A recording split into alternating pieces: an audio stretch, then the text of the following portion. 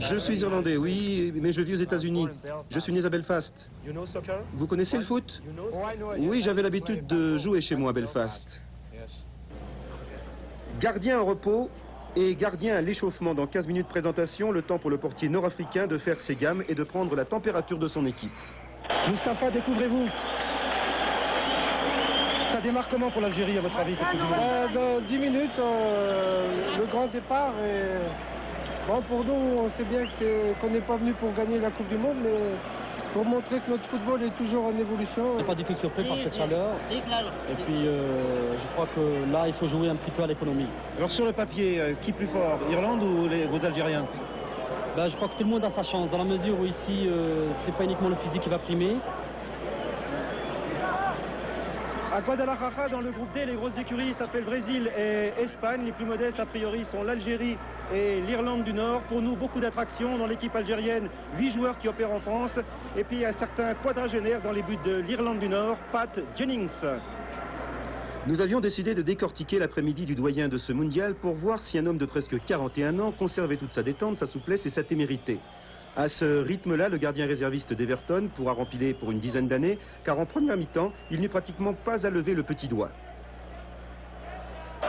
Son vis-à-vis, par contre, Larbi, le gardien algérien, allait être battu avant même d'avoir pu contrôler son premier ballon. Coup franc de Whiteside, le ballon a été dévié 1-0 à la 5e minute.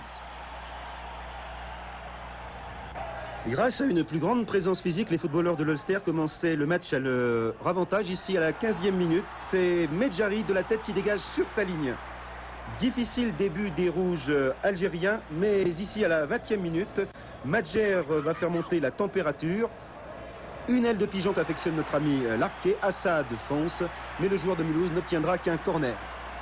L'Algérie refait donc surface, une seconde accélération. Mais Madjer et Donaghy vont se télescoper à la suite de ce débordement et de ce centre. L'Algérien de Porto sera plus groggy que le Britannique et devra abandonner ses coéquipiers. Quant à Pépé Pat, lui, il continue de passer un après-midi bien tranquille. Sa seule sortie au cours des premières 45 minutes. Et encore, c'est tout petit, pas mécontent d'être venu. 41 ans dans quelques jours. Vous êtes donc une figure du mondial. Vous aimez ça? Je suis tout simplement content d'être venu, sans plus. Paradoxe, les remplaçants africains ont un couvre-chef, alors que les gars de Belfast, eux, n'ont aucune protection. D'ailleurs, en ce début de deuxième mi-temps, les Rouges prennent souvent le jeu à leur compte et sont capables, comme ici, d'accélérer.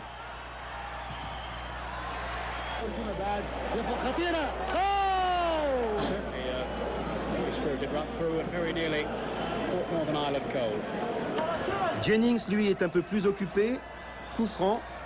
Assad et tir du numéro 13, Harcook. Première intervention du portier irlandais. La seconde, par contre, va lui être fatale sur ce coup franc. Avec Assad et un tir fracassant de Zidane. Un partout. Rien à faire. La balle est passée dans le mur.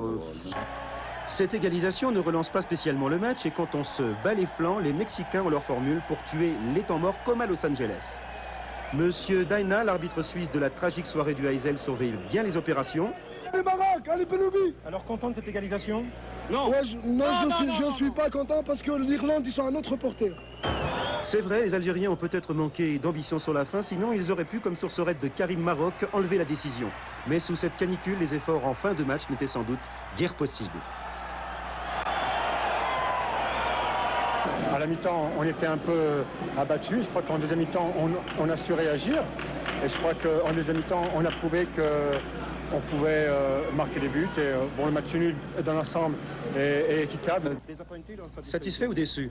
Plutôt déçu. Vous savez, quand on mène à 1-0, on commence à y croire. Il ne fallait pas perdre le premier match et maintenant il faut aborder le deuxième match contre le Brésil qui est peut-être pas l'Irlande, c'est pas le football d'engagement.